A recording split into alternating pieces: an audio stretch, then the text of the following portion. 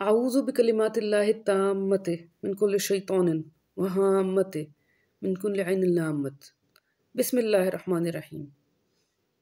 इन्नल्लाह व मलाइकतहु युसल्लूना अलन नबी या अय्युहल्लज़ीना आमनू सल्लु अलैहि व सल्लिमु तस्लीमा। बेशक अल्लाह ताला और मलाइका उसके वो दरूद भेजते हैं नबी सल्लल्लाहु अलैहि वसल्लम पे। ऐ लोगो जो ईमान लाए हो, दरूद भेजो उस पे और सलाम भेजो, सलाम भेजना बहुत ज़्यादा। अल्हम्दुलिल्लाह रब्बिल आलमीन। अल कुरान अल ममदू का जो मकसद है वो यही है कि कुरान करीम के को हम समझें कलमात या अल्फाज की तहलील, मादा मस्दर और दीगर अलामात की फ़हम और लफ्ज़ बलफ्ज़ तर्जुमे के साथ। लेकिन इस सीरीज़ में रमज़ान मुबारक में हम एक और कुछ लेक्चर्स ऐड करेंगे इंशाअल्लाह तबारक व तआला, जिसमें हम इसी तरतीब के साथ तर्जुमा पढ़ेंगे नमाज का, अज़ान के अल्फाज का, वज़ू से के साथ जो कुछ दुआएं मुस्तहब हैं उनका, कुछ दुआएं जो कुरान करीम की या हदीस पाक की या दीगर हैं जो कि हम नमाज में पढ़ते हैं और नमाज के अलावा भी पढ़ते हैं, और नमाज जनाजा का। मैं हमेशा ये बात करती हूँ कि ये अरबी का और अल्लाह ताला के अल्फाज का ये मोजज़ा है कि हम इसके मायने समझे बगैर भी इसको पढ़ लेते हैं और शर्फ़ कबूलियत भी हमें अल्हम्दुलिल्लाह हासिल होता है। हम किसी पंजाबी, पठान, सिंधी या बलोची से बात नहीं करते जब तक हमें पंजाबी, पश्तो, सिंधी या बलोची ना आती हो।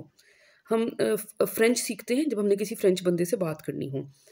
लेकिन जो है अल्हम्दुलिल्लाह ये अरबी का और कुरान का और सलात का मोजज़ा है कि हमारे कम अज़ कम हम पढ़ लेते हैं। लेकिन इससे फिर बेहतर है कि हमें तर्जुमा भी समझ आए ताकि खुशू व ख़ुज़ू भी मज़ीद बढ़े। मैं हमेशा 10 सीढ़ियों की बात करती हूँ कि एक तो वो इंसान है जिसने कभी इन इबादात में हिस्सा ही नहीं लिया, तो वो पहली सीढ़ी भी ना चढ़ा। फिर जिसने अरबी में इबादात अदा कर दी, नमाज़ें 5 वक्त पढ़ी, 4 वक्त पढ़ी, 2 वक्त पढ़ी, जितनी पढ़ी, और कुरान करीम पूरा साल पढ़ा, रमज़ान में कुरान पढ़ा, तो उन्होंने पहली और दूसरी सीढ़ी ज़रूर चढ़ी। अल्हम्दुलिल्लाह उन 2 सीढ़ियों का सवाब उनको मिला। उसके बाद जिन्होंने तर्जुमा समझा तो उनको फिर जितना तर्जुमा समझा उसके लिहाज से तीसरी और चौथी सीढ़ी का सवाब मिल गया और उन्होंने हासिल कर ली, फ़हम हासिल की। फिर इसके बाद जितनी तफसील पढ़ें, तशरीह पढ़ें, तफासीर पढ़ें, तो आपकी 5वीं और 6ठी सीढ़ी अबूर करते हैं। और 7वीं और 8वीं सीढ़ी है इन पे अमल करना। जो हम पढ़ रहे हैं अमल तभी करेंगे जब मतलब समझ आएगा, जब फजीलत समझ आएगी, तो अमल की वो सीढ़ियाँ हो गई। और 9वीं सीढ़ी जो है वो हिस्से में आती है अंबियाए कराम के, खुलफाए राशिदीन, असहाबे कराम, औलियाए कराम अलैहिमुस्सलाम रज़ियल्लाहु अन्हुम अजमईन, रहमतुल्लाह अलैहिम अजमईन उनकी। और 10वीं सीढ़ी तो ख़ातमुन नबीयीन सरवर कौनैन हज़रत मोहम्मद मुस्तफ़ा सल्लल्लाहु अलैहि वसल्लम तस्लीमा के अलावा किसी की किस्मत में नहीं। तो हम गुनहगार, ख़ताकार ये कोशिश कर सकते हैं कि हम जिस भी सीढ़ी पे खड़े हैं तो थोड़ा सा अपने आप को एक कदम मिलजुल के कुछ खुद ऊपर चढ़ें, कुछ दूसरे को सहारा दें कि जितना हमें आता है हम शेयर ज़रूर करें। वज़ू से भी शुरू किया जा सकता था, अज़ान से भी, लेकिन रमज़ान मुबारक है तो मैंने कहा कि सबसे पहले जो बच्चों को भी आती है नमाज, जिसका असल लफ्ज़ कुरान में सलात है, तो मैं सलात का तर्जुमा पहले पढ़ूँगी, हम पढ़ेंगे इंशाल्लाह मिल के। तो सलात तो कुरान में बहुत ज़्यादा ज़िक्र है और 5 वक्त हम पे फ़र्ज़ है, और सरवर कौनैन आकाए दो जहान सल्लल्लाहु अलैहि वसल्लम पे 6 नमाज़ें फ़र्ज़ थी क्योंकि उन पे तहज्जुद भी अल्लाह ने फ़र्ज़ की थी। सलात लफ्ज़ का मादा सलावा है। सलावा का मतलब होता है दुरूद भेजना या तहसीन भेजना। इसके और भी बहुत सारे मायने हैं, लेकिन यहाँ पे हम सलात के लिहाज से बात करेंगे। जो हम कहते हैं सल्लल्लाहु अलैहि वसल्लम, वो भी इसी मादा से निकला है क्योंकि हम आकाए दो जहान सल्लल्लाहु अलैहि वसल्लम पे दरूद भेज रहे होते हैं। सलात लफ्ज़ में आखिर में ये ते लगी है मुन्नस की, तो सलात एक मुन्नस होती है। सलात है, ज़कात है, ये मुन्नस होते हैं। तो ये वो अमल है जिसमें हम अपने रब के हुज़ूर खड़े होते हैं, अपने रब की पाकीज़गी बयान करते हैं, तस्बीहात पढ़ते हैं और तहसीन भेजते हैं अपने रब पे, अत्तहियात करते हैं। और फिर इसी नमाज के दौरान हम आकाए दो जहान अलैहिस्सलाम पे भी दरूद भेजते हैं, दरूद इब्राहिमी की फ़ॉर्म में। नमाज के बारे में ज़रूर मैं कुछ बात करना चाहूँगी। नमाज़ पढ़ने के लिए जगह का पाक होना ज़रूरी है। आकाए दो जहान सरवर कौनैन सल्लल्लाहु अलैहि वसल्लम ने मिट्टी पे, क्योंकि उस वक्त फ़र्श कच्चे होते थे, तो मस्जिद नबी में भी वो जब नमाज़ पढ़ते थे तो आका के माथे पे, मुबारक माथे पे, वो खुशकिस्मत मिट्टी थी जो मिट्टी लगी होती थी, फिर उसके बाद कुछ अरसे के बाद खजूर की पत्तों की जिस तरह चटाई होती है उस पर भी नमाज पढ़ी गई। तो ये जो हमने जाए नमाज बनाए हैं मखमली और मोटे मोटे कपड़ों के, तो ये बिल्कुल ज़रूरी नहीं है।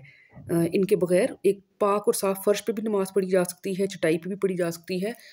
और जो है इसके बाद जो ज़रूरी चीज़ है नमाज पढ़ने के लिए, सलात पढ़ने के लिए, वो है वज़ू करना और किबला रुख होना।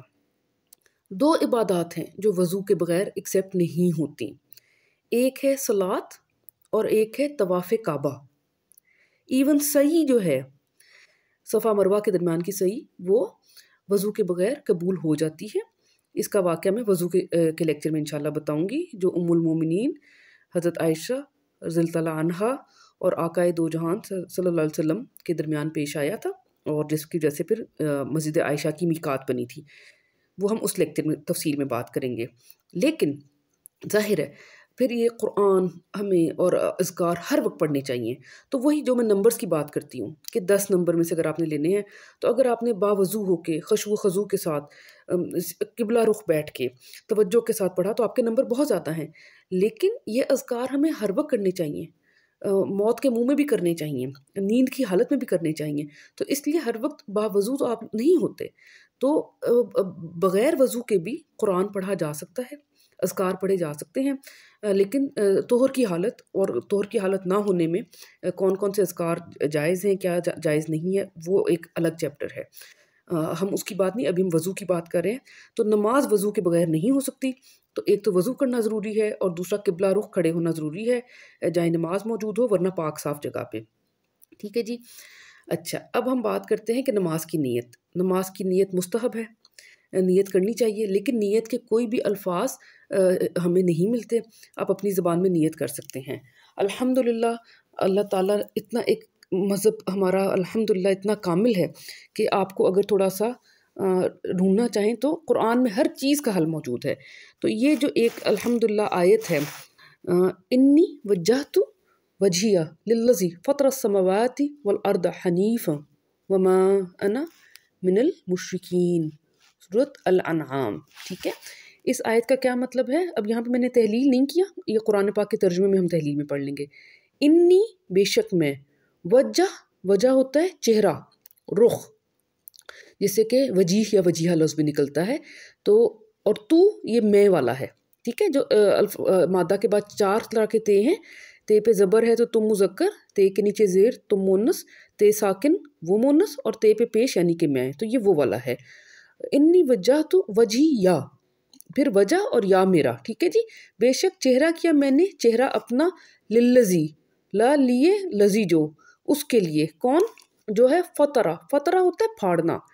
फतरा किसको फाड़ा? अस्समावात, आसमानों को। ठीक है, आसमान और सीगा जमा मुन्नस, जिसने फाड़ा आसमानों को, वल अर्द और ज़मीन को, हनीफ़ा, हनफा होता है बिल्कुल यकसू होना, बिल्कुल दिल लगा लेना।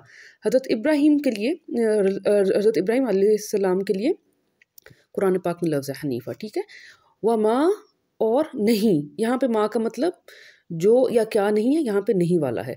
व माँ और नहीं, अना मैं हूँ, मिनल में से, अल मुशरिकीन, अल शिरक करने वाला और सीगा जमा। ठीक है, बेशक चेहरा कर लिया है मैंने, चेहरा अपना उसके लिए फाड़ा जिसने आसमानों को और ज़मीन को यकसू होकर, और नहीं मैं के मुशरिकीन में से। तो ये बहुत प्यारी एक आयत है, जो कि हम अगर आहिस्ता आहिस्ता याद कर लें या इसका तर्जुमा याद कर लें, जब तक कि हमें आयत याद नहीं होती कि किबला रुख होने के, ये बहुत प्यारा तर्जुमा है। और साथ फिर ज़ाहिर आप नियत कर लें कि आप 4 फ़र्ज़ पढ़ रही हैं, आप 2 सुन्नत पढ़ रही हैं, क्या पढ़ें अल्हम्दुलिल्लाह। तो इसमें अब हमने नमाज और नमाज की नीयत का जिक्र अल्हम्दुलिल्लाह कर लिया। आगे अब हम नेक्स्ट लेक्चर में सना की बात करते हैं इंशाअल्लाह तबारक व तआला।